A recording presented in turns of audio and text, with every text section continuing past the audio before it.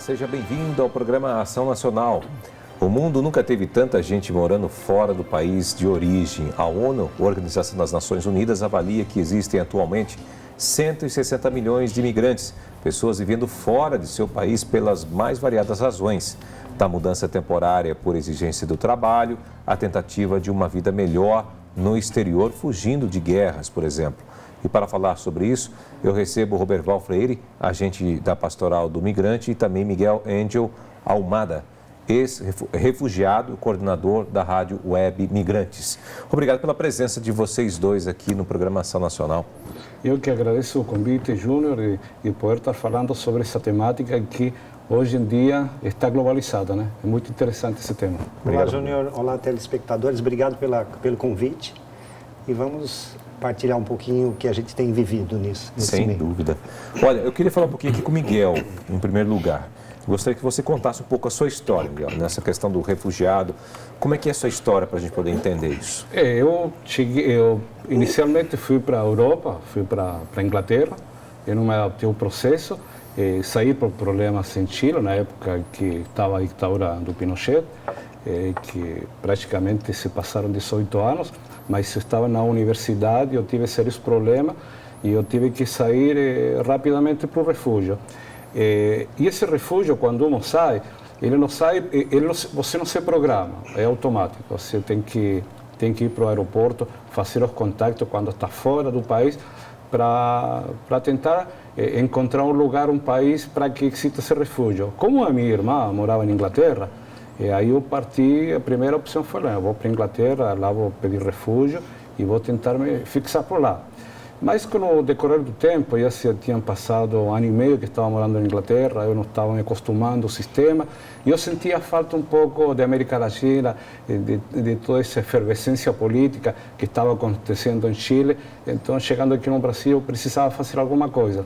E aí, nesse caminho, quando eu chego aqui no país, solicito refúgio, e aí começo a me integrar, na época, 85, na Pastoral do Migrante, que está ubicada aqui na cidade, em São Paulo, que hoje em dia é Missão Paz.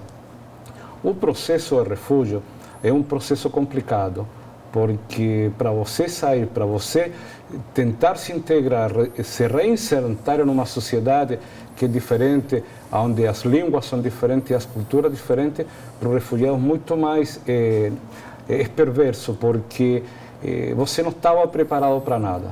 E de um dia para o outro, você é obrigado a pedir um refúgio, é obrigado a se adaptar aos novos processos, novos costumes, novas culturas. E, claro, você sempre pensando por que eu tive que sair? Por que eu não consegui ficar lá? Por que essa perseguição política, por uma questão política, por uma questão religiosa, você então você não pode ficar no país, é obrigado a sair. Bom, o Miguel aqui até comentou, nós vamos retomar esse assunto aqui com o Miguel, aprofundar mais.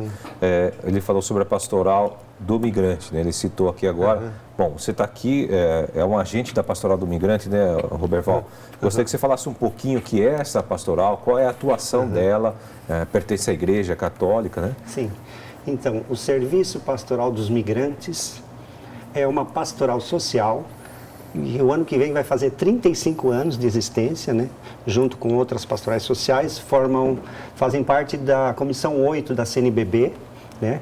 Também pertence à Comissão de Mobilidade Humana da CNBB, junto com nômades, ciganos, né? Grupos caminhoneiros, pescadores. Então, é uma pastoral muito importante para a igreja, porque a gente lembra da Carta de Pedro, a igreja nascente começou com migrantes, povos migrantes que se juntavam nas casas, se reuniam, né? Então, essa pastoral, ela já existia com o bispo Dom João Scalabrini, né, no século passado, que acompanhou os italianos para o Brasil, nas dificuldades, no trabalho rural, desmatando pelo sul, com muitas dificuldades, um bispo que caminhou com os migrantes. Então, as congregações scalabrinianas fundadas por ele e Madre Assunta, então as missionárias scalabrinianas e missionários scalabrinianos, também o Instituto Secular também tem as seculares scalabrinianas, aprofundaram esse trabalho até se constituir uma pastoral que não é só de congregações, mas da Igreja do Brasil. É claro que hoje tem franciscanos, jesuítas, tem combonianos, a gente Entre perderia as outras, contas, né, Madre Cabrini também, que trabalha com migrações. Comunidades Muitas comunidades, dioceses. Recentemente a gente esteve aqui perto, em Jundiaí, onde está Dom Vicente, né? E ele oficializou a Pastoral dos Migrantes aqui em Jundiaí, né? Lá que trabalha o Padre Carlos, a irmã Alvarina, Padre Carlos Virilo, a Ana de Cáritas, né? Então, todo um pessoal já preocupado já há anos, né, com a questão migratória nessa região aqui do interior, né? O trabalho com cortadores de cana também tem um longo trabalho de acompanhar nos alojamentos, né? Então, a pastoral, ela se desinstalou nesse sentido assim, de ir caminhar com os migrantes, sentir suas necessidades, né, seus dramas. É muito difícil a migração. O Miguel mesmo falou. A gente vê que o Miguel hoje é uma liderança da pastoral do migrante, mas ele viveu isso daí concretamente. É muito forte quando o migrante vive tudo isso e depois resolve dar essa volta por cima. Ele é um evangelizador na igreja, uma evangelizadora, né? Eu mesmo tenho uma filha no Canadá, eu fico preocupado, eu e minha esposa, com como que ela está, como é que está vivendo, as dificuldades que está vivendo por lá, né? Nós somos filhos de imigrantes, né? Todos nós, avós, assim, temos avós que foram migrantes, meus bisavós vieram da Itália. Da Itália, né? Então, assim, é uma história e são raízes culturais importantíssimas para todos nós, para que a gente descubra a nossa identidade, respeite o diferente, as culturas diferentes, né? Muito importante isso. Então, essa pastoral, ela desinstala a igreja, né? Ela é um desafio para a igreja. Imagine você no Muro do México ali, que cruza a gente do lado de lá e do lado de cá. A igreja é da onde? De que diocese? É dos dois lados. Ela tem que ser uma rede de origem e destino. A igreja é universal. É universal. Então, é muito importante, né, essa sensibilidade com os migrantes. E é um sinal do Cristo peregrino, né? Eu era migrante e vocês me acolheram. Eu era estrangeiro e vocês me acolheram. Está no Evangelho. E a própria frase do Scalabrini, né, do Beato Scalabrini, da congregação, que disse que pátria é a terra que lhe dá o pão. Sim. Onde ganha seu sustento e tudo mais. Exatamente. Né? O Miguel, você viveu preconceito? Como é que foi isso daí, sua experiência sua um pouco? Olha, até hoje, aqui no Brasil, nunca tive essa forma de preconceito. Conheço muita gente hoje em dia que sofre esse preconceito pelo fato de ser refugiado ou ser migrante. E, na verdade, um refugiado, quando ele chega aqui no país, ele vem em procura de uma liberdade. Um migrante, ele vem na procura de um sonho. Então, às vezes, hoje em dia, as pessoas têm um preconceito, mas justamente quando o Robert Val colocava somos todos migrantes, se você, por exemplo, quem está nos acompanhando agora, se você pegar a sua identidade, o sobrenome é migrante. Sim. Você tem um sobrenome italiano, tem Almada, Robert Val Freire, então todos somos filhos de migrantes e temos que pensar que Jesus foi o primeiro migrante. Então não pode existir esse preconceito, muito pelo contrário. As pessoas que chegam aqui no país ou no restante do mundo somos portadores de uma grande diversidade cultural. Então tem que respeitar isso. Se você olha um irmão que está aí fora, esse irmão é interessante porque ele vai contribuir para o país, vai contribuir para a cultura local e ele vai se integrar. E esse processo, o Brasil é um país que foi constituído, digamos, de 85% de fluxo migratório. Então não podemos ter esse preconceito, esse racismo, essa xenofobia contra as pessoas que chegam no país. Muito pelo contrário. Nós temos que pensar também, e os brasileiros que estão lá fora, esses 4 milhões, será que eles sofrem preconceito? Então nós temos que olhar, temos que amar uns aos outros, temos que olhar de uma forma diferenciada tudo que nós estamos chegando, porque vamos contribuir e muito. Eu digo para você que nos está acompanhando, sempre dê abraço no seu irmão, porque esse irmão amanhã ele vai contribuir para essa sociedade. Bom, eu falei até no início do programa, né, falando que da questão de porque nunca o mundo teve tanta gente morando fora do seu país de origem, né? O que está acontecendo, né, gente? A gente está vendo uma migração em massa de todos os lados, não é só nesse continente, em todos os continentes do mundo, né? Primeiramente, é a questão econômica, a desigualdade econômica mundial, né? Com os países do sul em relação aos países do norte, né? A gente vê os países, vários da África, lugares que têm guerras, né? A Síria, por exemplo, é um toda essa disputa pelo petróleo. O Papa vem falando sempre da Síria, sempre em suas homilias, né? É terrível, assim, o mar Mediterrâneo é um verdadeiro cemitério, né? De quantos que morreram ali e tentando cruzar. E, então, uma das questões é essa, né, econômica, essa questão mesmo das guerras. Nós vamos ter também questões ambientais pela frente, gravíssimas, já existem, né? A questão da falta da água, né? A falta de espaços para cultivar, a questão ambiental vai afetar muito. Então, é um tema que todos nós temos que, a própria Pastoral dos Migrantes já está preocupada com a questão ambiental. Tem um trabalho no Nordeste com construção de cisternas, né? E a questão da agricultura popular, né? Então, tem todo um trabalho visando fixação no seu local, uma fixação digna de você poder ficar, o direito a ficar.